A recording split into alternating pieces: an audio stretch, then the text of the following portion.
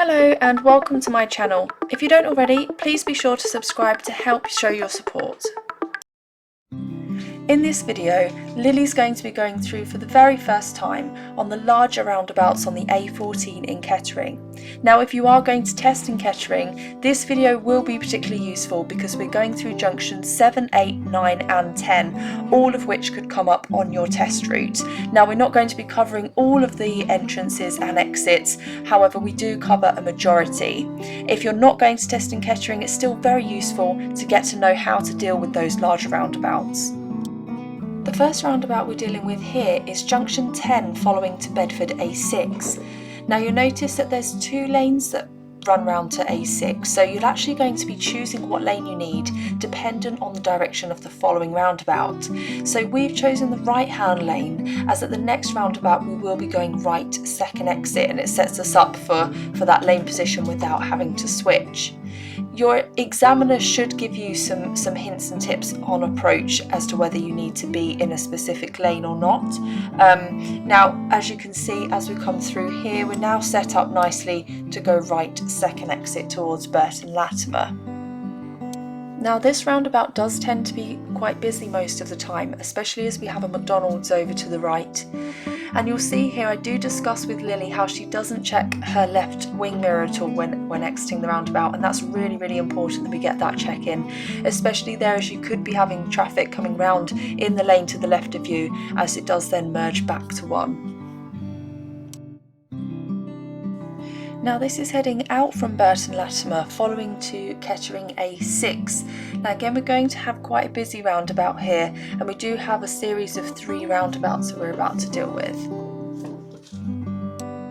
If you pay particular attention to the third roundabout that we get to, because I had actually pulled Lily aside before this to discuss the lane positioning for this one, as you'll notice that on the planning board both lanes do continue round to the A6, which is on the right hand side.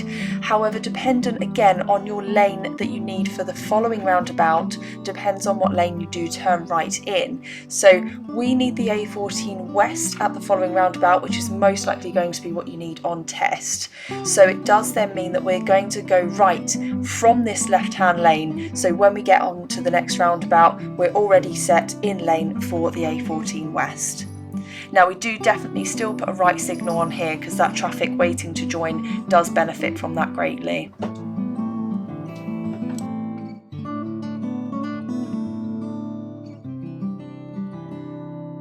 Another thing worth mentioning at these traffic light controlled roundabouts is to still get a look to your right when you're going through the green light. You do need to make sure there's no emergency service vehicles coming through, or worst case scenario, someone jumping a red light. Now when you join the A14 from one of these roundabouts, it's very important to know how long you're going to be on the A14 for. Now I'd advise Lily here that we're not going to be on the A14 for very long, as we are going to take the next exit. Therefore there really is no need to look at making any further progress. I usually say to my students to keep it as a mile at the limit to get back into lane for coming off at your exit. Absolute maximum half a mile. At this roundabout here, we're going right 4th exit to Kettering. Now you can be in either lane, however I do prefer the right hand lane, as when you take the left hand lane it's a longer route round, and you do find that if traffic's coming round quickly from that inside, they can end up cutting you up. Again, this is a really busy roundabout at most times, especially as traffic coming from the right here is coming along that elongated side, so they can pick up quite a lot of speed. Now you notice on this one how we don't have any marked lanes and we don't have any traffic lights. So with this one here, we know we're going right 4th exit, so we're going to stay on that inside right hand position until we get to the exit before ours, exit number 3, and then as soon as we're parallel we're going to check our left side, signal left, come across and ready on the outside to exit for number 4. If when you got round to exit 3 and you needed to come to the outside, it wasn't safe to do so, or maybe you just misjudged your timing, you could just then loop back round again and come back and try again at that same spot.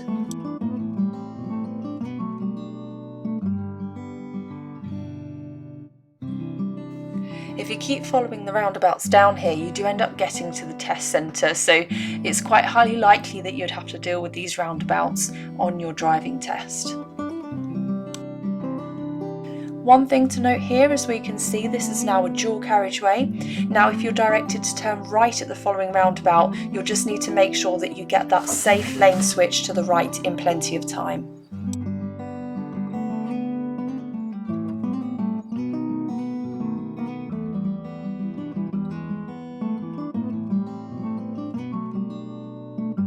As we turn in on the right here, very common place to get pulled up on the left as you get to do a hill start here. Now on approach, Lily's following right 4th exit to the Midlands, so again dealing with junction 9 just from a different angle. Now we haven't got the elongated side, you see we're approaching on the shorter side, but still just as tricky as you've got limited view of traffic coming around that corner.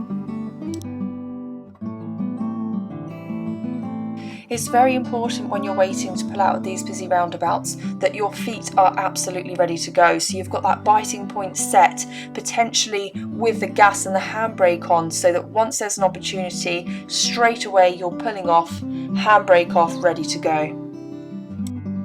You can see here we have two choices of slip road joining. We can either be on the right merging with the current live lanes, or we can stay in this lane which then becomes its own lane, creating a 3-lane carriageway. I do tend to say that this is the easiest option most of the time. Coming off at junction 8 here, now we're following signs to the train station, which is a very common follow the sign route on your test.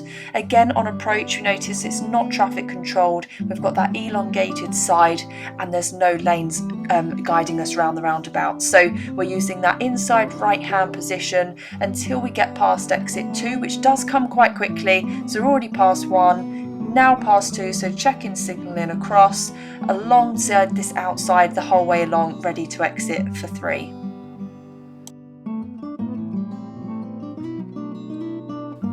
At this smaller roundabout here, again still following signs to the station. Now it is a very narrow roundabout this, so you really do have to make the most of your space. If you're following straight on station, really make sure you're following that outside left lane position. Okay, here we can see we're now in a designated lane on the A14 following to junction 7. Now in this particular clip here, we're following right 3rd exit towards A43.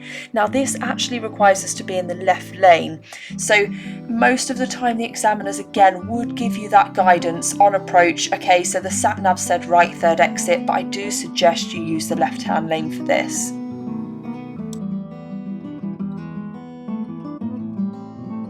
Now Lily does have a habit of stopping too far short from the stop line, so we discuss this here and just letting that car roll just that little bit further before firming that brake to a complete stop.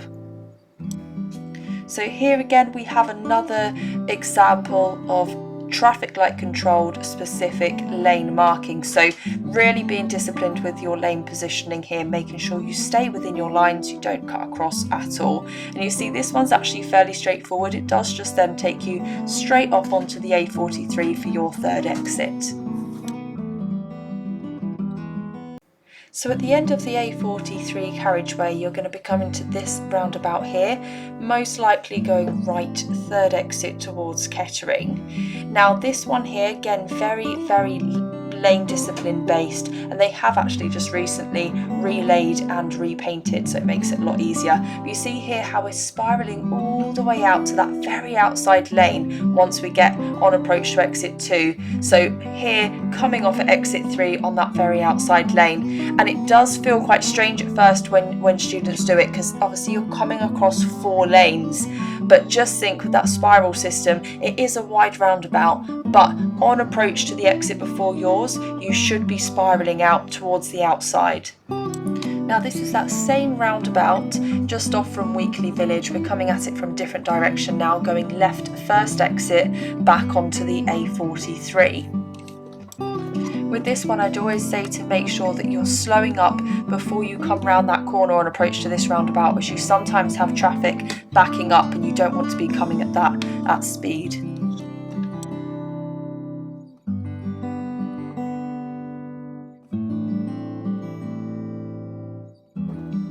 Okay, so back to junction 7, coming up the carriageway this way, and we're going to be going third exit left towards A14 East. Now when you're given that instruction, very important not to think, left, okay, left signal. It is the third exit left, so you must remain no signal until you get past exit 2, and then you'd put that left signal on to exit at 3.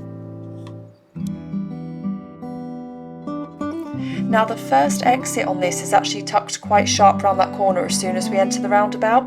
Now this means that sometimes students don't count that and we drive past it, get to this point and get panicky because we're lane position set for this exit here and they think it's exit 2. Again here, just making sure you're recognising that slip road sign, so the arrow's pointing up in its own direction, which means we have our own lane and there's no need to merge out into the middle.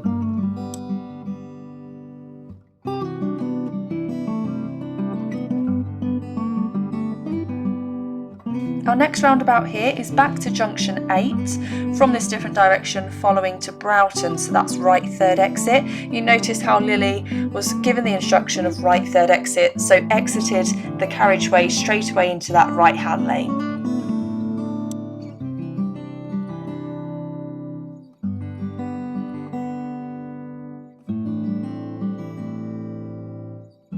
Same as before with this one, as soon as we're parallel with that second exit, check in and signalling coming across to the outside to exit at number 3.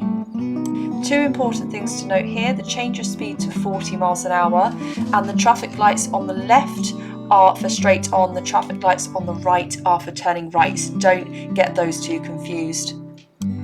So this is coming from the test centre, running up through to junction 9 at the top. So on approach to this roundabout here, making sure you do take your time. You'd be within your first minute or two of your test, and you don't want to be making a mistake from through the nerves.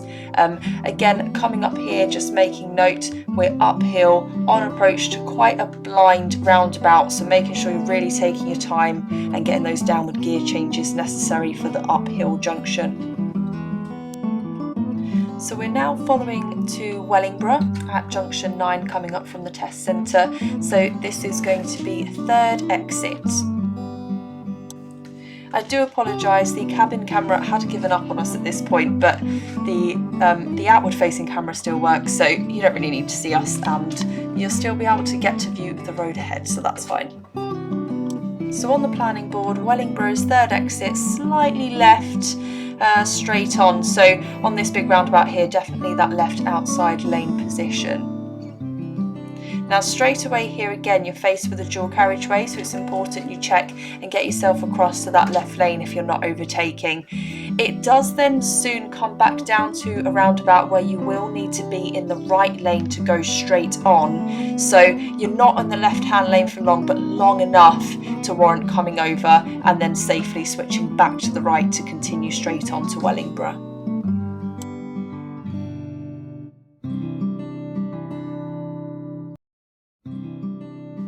So not a roundabout, but definitely worthy of a mention here. We have the dual carriageway crossing. So this is going to take us out of Broughton towards Kettering. Now you can see here it's quite a large central reservation, and we got lucky and didn't have to wait in the middle.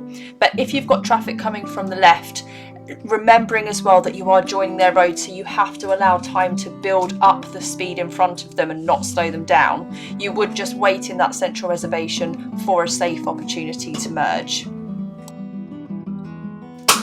Also, you must bear in mind the speed limits on here, so this is not a 60-mile-an-hour road, it is 50 that then comes down to 40, so make sure you're paying attention to those changes of speed. Now the next thing to take note of is the lane position on approach to this roundabout. As you'll see before the traffic lights, it says that both lanes continue straight on. Now this is because you can go straight ahead past these lights in either lane. However, when you then get to the roundabout, you're going to need to be in the left lane for left only, and then the right lane for straight on or right. And most of the time coming this way, you will be going straight ahead second exit, so you would then need that right lane. Now that concludes our video for today. If there were any junctions in particular that you're still unsure of, maybe that I didn't show or I have shown on here that just didn't quite make sense, do just leave a comment below and I can run through them in further detail. Thank you so much for watching, and please don't forget to like and subscribe to help support my channel.